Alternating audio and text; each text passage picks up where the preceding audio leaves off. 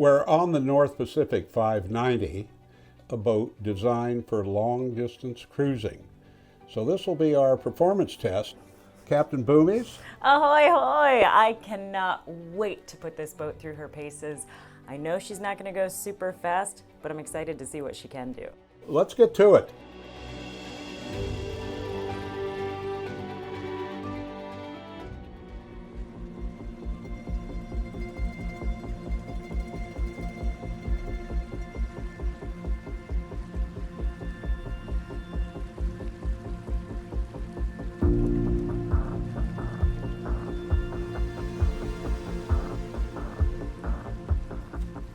Engines, battery switches on, generator on, engine keys to the on position, and let's go ahead and,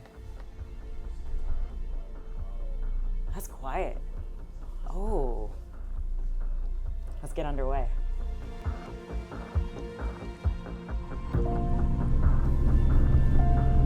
You're getting 2,200. Nope, 2,150 again. With 5 people aboard and 40% of our 1,800-gallon fuel capacity, our top speed recorded was 12.5 knots in a 1-foot sea state, at which we were burning 41.2 gallons per hour.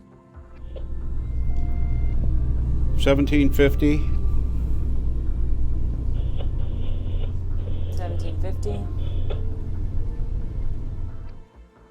As we went slower, we found that the sound dropped down to 66 decibels at 1250 RPM, where we traveled at 8.1 knots, which is a typical long-range trawler speed. There, we were burning 6.5 gallons per hour for 1.25 nautical miles per gallon, and calculating a range of 2,018 nautical miles with a 10% fuel reserve. Okay, we're done, and these numbers look good. Great. So we can We're gonna go to the Anchorage now. go to the Anchorage now. Deal. One of the options on this boat is a dock mate, which means I can come down here to the anchor and then I can position us into the wind by turning us around.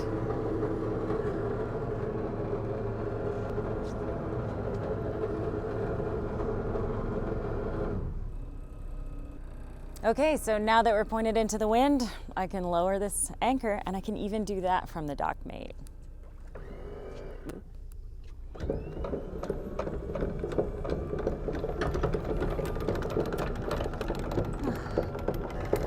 "280 feet of half-inch high test. That's a good amount of anchoring." The La Friends Titan B dual horizontal windlass with Gypsy has a 23 kilowatt motor sealed against water intrusion. It will raise the anchor 32 feet per minute and is rated at over 6,000 pounds of pulling power. In case of a power failure, the system can be used to raise the anchor manually, which is another reason we like a horizontal windlass over a vertical one. Every cruising boat should have at least 2 anchors, and with this windlass, the second anchor can have chain or line rode. The anchor locker is bifurcated so that each rode has its own bin. This is one of the finest ground tackle systems we have seen in class.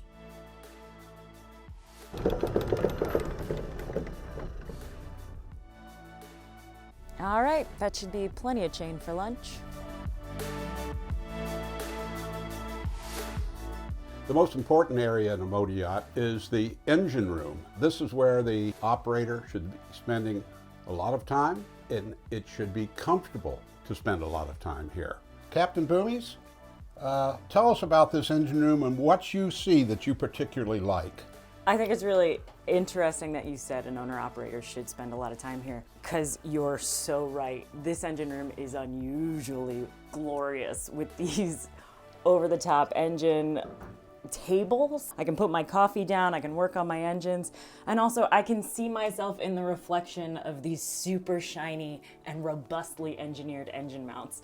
They made this into a showpiece with these teak floors. I'm gonna throw a cocktail party down here. It's great. Look at this. If I'm over in this corner and I'm working over here, I still have all this headroom above me. I've been on 59 footers, in fact 60 footers, where you have to be the Hunchback of Notre Dame to get around. No, that is not a problem on this yacht. One of the things that I noticed immediately walking in here is this marine inverter air conditioner. The idea behind that is it does both heat and air, so hot and cold. There's an aqua drive in there, which means that it's going to create a lot less vibration and a lot less stress on the engine. It's a good thing to have when you're going to be cruising. On board we have twin Cummins QSL 405s, and they're both straight shaft, which if you're an owner-operator means less maintenance costs overall. But if you're up here in the Northwest, you're going to be concerned about things like hitting a log potentially. So they've done a brilliant thing and included full skegs to protect the running gear. This engine room is a showpiece, and they've proved it again by hiding all of the wire runs behind these really attractive metal pieces. So if I pull that away, it clicks right back on, and now still the beautiful engine room we came into. Everything in this engine room is designed for easy access, including the height of this table here, so that you can access this entire manifold underneath. It includes things that you're going to check regularly, like this sea strainer here. I have beautiful access, I can see the whole thing, and I love to see a robust fitting like this for the intake. This intake is brass and sitting on a pad. The idea behind this is that you're compressing the pad when you put the screw-through fitting on, and that's more strength added to a through hull. And any holes in your boat, you want them to be strong. They've installed a very high capacity water maker. She can do 75 gallons an hour. That's gonna mean I can turn on a bunch of showers right now and not run out of water. What it really means practically is you can fill all the tanks on board by having this run for only 4 hours a day. It's gonna mean less wear and tear on your equipment. This hot water heater is really high quality, and I love that they have done all of the hot water plumbing on board in red tubing. I also like that they have done all of the intake cold water in semi-translucent piping so that you can check for anything like clogs or mold. It does happen on boats. While I'm here, I want to talk about this sight glass for this tank. This tank is all fiberglass, it's not aluminum, and that is a massive sign of quality because aluminum can corrode. This little floaty ball right there tells me where we're at. It's also really elegantly built. There's an additional 500-gallon tank in the center line here, and that means to me that this boat is meant for long-range cruising. This yacht also has a 20-kilowatt Northern Lights generator, and they tell me that it's super easy to stick another one right there if you want redundancy. The thing that really stands out in my mind about this engine room is how clean and simple everything is.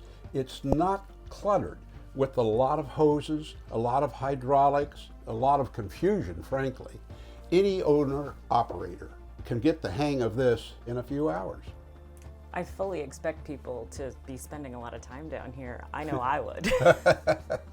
Honestly, this is my favorite part of the boat. If I come back over here, these stairs lift up, and now, if I lock this in place, as I come back in here, I now have access to the stern thruster where my shore power cord gets coiled up, and the rudder. This is a valuable place to know where everything is, and it's super clean. Through here, I have access to all of my power management systems. This is a Victron system that lets you know what's going on, and underneath here, I have access to my batteries. There's also lots of space for keeping tools and even a sink, because I know if I've done any work on the engine, I've definitely gotten some grease on me and I'm gonna need to wash my hands. Love that detail.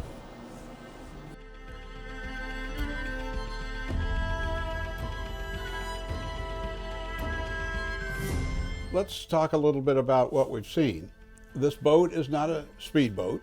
Her top speed was a little over 12 knots, but it's not the mission of this boat to go fast. It's the mission to go slow and to enjoy the sights that you're going by, conserve fuel, run economically. From a performance standpoint, I like that, yes, this vessel is beautiful and gets you to pretty places. She gets you there safely, and she gets you there with a lot of good tech. I love that they installed a dock mate on this vessel. You're right about that tech, but actually, this is not particularly a high-tech vessel. And that's one of its charms, because operating it is simpler and there are fewer things to go wrong. We look forward to having you test many more boats in the future for us. So here's to Captain Boomies. Cheers. Life is better on a boat.